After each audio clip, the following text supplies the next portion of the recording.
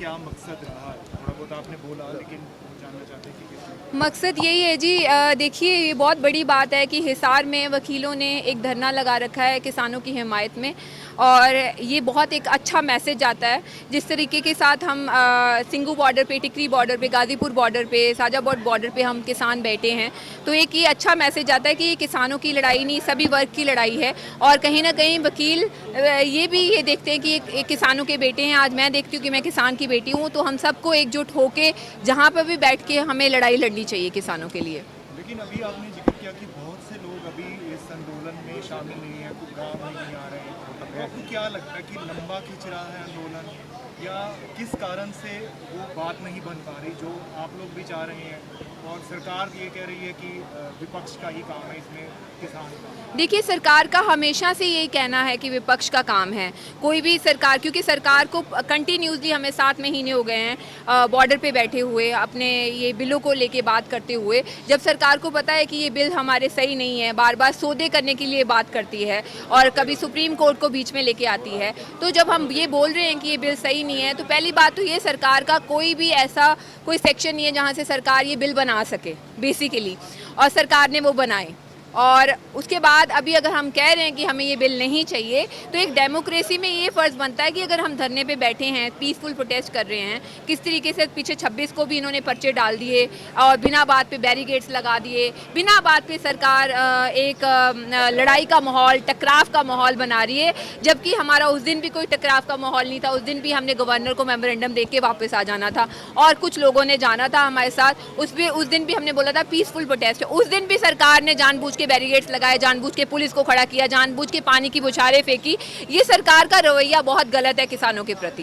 कोई बातचीत के कुछ आसार लगते हैं आपको? कहीं कोई बात हो सकती है, क्योंकि सरकार डायरेक्टली नहीं इनडायरेक्टली तो बोल ही रही है कि हम तैयार हैं। ये राजेंद्र जी बता सकते हैं, क्योंकि ये संयुक्त किसान मोर्चे में इनकी बात होती है सरकार के साथ। बात करेंगे। दूसरा है कि आप अपनी जर्नी को किस तरह से देखते हैं, क्यों आपको आना पड़ा किसानों के साथ? देखिए, मेरे फादर किसान लीडर थे, और उन्होंने अपनी सारी ज़िंदगी किसानों के हकों के लिए लड़ाई करते करते वो शहीद हो गए, और मैं उस परिवार से बिलोंग करती हूँ। और मेरे फादर ने मुझे एक लेटर भी लिखी थी कि मैं हमेशा किसानों के लिए, मज़दूरों के लिए अपनी आवाज़ बुलंद करूं, और मैं उस क्रांतिकारी परिवार को बिलोंग करती हूं। तो मैंने यही सोचा कि मेरे लिए सबसे पहले ये बात है कि मैं किसान की बेटी हूं, और जो सही है किसानों के लिए, मैं उसके लिए अपनी आवाज़ हमेशा बुलंद करती रहूँ। किस तरह से आपकी दिनचर्या चलती है इसमें?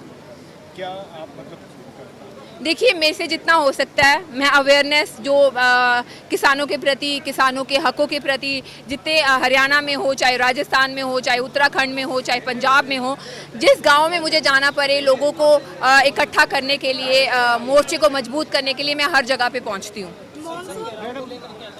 हाँ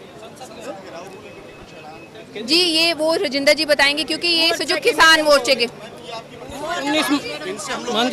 19 जून को आप पे चंडीगढ़ में केस दर्ज हुआ था, उस बारे में मोर्चे की मीटिंग होगी, जो मोर्चे की तरफ से फैसला लिया जाएगा, उसके प्रति जो मोर्चा डिसीजन लेगा हम उसके प्रति चलेंगे। और मैं सबसे पहले यही चाहती हूँ कि मेरा नाम भी ज़रूर आए कि मैं संसद की तरफ जाऊँ, क्योंकि मैं चाहती हूँ कि सबसे पहले मैं एक किसान की बेटी भी आगे बढ़ के संसद का घेराव करने के लिए जाए।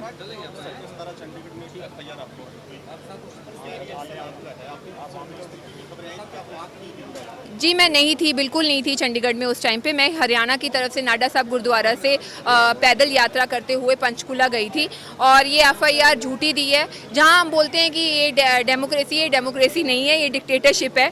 नंबर 1, हम आईपीएस ऑफिसर्स के ऊपर इतना विश्वास करते थे कि आईपीएस ऑफिसर्स बहुत ईमानदार होते हैं, पर आफ्टर सीइंग माई एफआईआर कि सोनिया के हाथ में तलवार थी, इन्होंने एक पुलिस वाले को पीटा, ये तो ज़रा सर मैं कहती हूँ कि गुंडागर्दी है, और ये डिक्टेटरशिप है। किसी ने हुक्म दिया भी इस लड़की के ऊपर ये इल्ज़ाम डाल दिया जाए इसको दबाने के लिए। पर मैं सरकार को ये बोल देना चाहती हूँ, आज 8 पर्चे डाले हैं, 100 पर्चे भी डालोगे तो मैं डरने वाली नहीं हूँ। मैं अपने किसानों के लिए हमेशा आवाज़ बुलंद करती रहूँगी और बोलती रहूँगी। मैडम, आज हरियाणा के जो किसानों से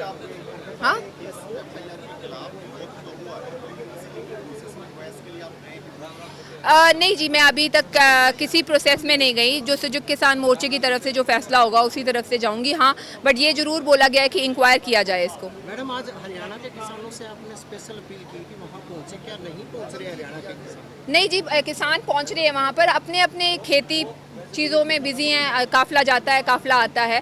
बट जो लोग कुछ भी अभी बीजेपी के गवर्नमेंट के दबाव के नीचे हैं, उन लोगों को मेरा बताना लाजमी सा बनता है कि ये सिर्फ दुकानदारों की लड़ाई, किसानों की लड़ाई नहीं है, दुकानदारों की भी और मजदूरों की भी, सारे वर्ग की लड़ाई है। तो उनको एक बार एड्रेस करना बनता है हमारा। जी आपसे बात करना चाहिए कि कोई बातचीत का कोई आसार कुछ लग रहा है आपको, क्योंकि सरकार इंडायरेक्टली तो ऑफर दे ही रही है। देखिए ये ऑफर वही है जो लास्ट टाइम 22 जनवरी को नरेंद्र सिंह तोमर ने दी थी।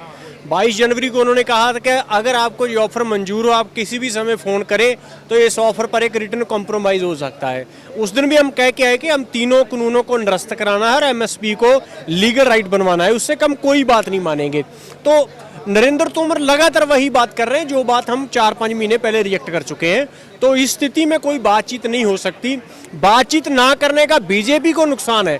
उन्होंने बातचीत ना की तो बंगाल हार गए, यूपी हार गए, तो अब पंजाब में उनकी क्या हालत है, हरियाणा में उनकी क्या हालत है। अगर इसी तरह आंदोलन चलता रहा तो कानून तो वो खत्म करेंगे, खुद की पार्टी भी खत्म कर लेंगे। लगता है आपको कि इस बार संसद के अंदर विपक्ष आपका मुद्दा उठाने में कामयाब होगा, क्योंकि हर बार विपक्ष वॉकआउट करता हुआ दिखाई देता है। इस बार हम 17 जुलाई को उनको चेतावनी पत्र दे रहे हैं कि आप वॉकआउट मत कीजिए, आप प्रेपरेशन करके जाइए और पार्लियामेंट में जो किसानों की बात है वो उठाइए। आप पार्लियामेंट के अंदर उठाइए बात। हम 22 जुलाई से 20 दिन लगातार सैकड़ों की गिनती में हमारे जत्थे पार्लियामेंट की तरफ जुड़ा है वो मार्च करेंगे, अंदर बाहर दोनों तरफ से दबाव बनाएंगे।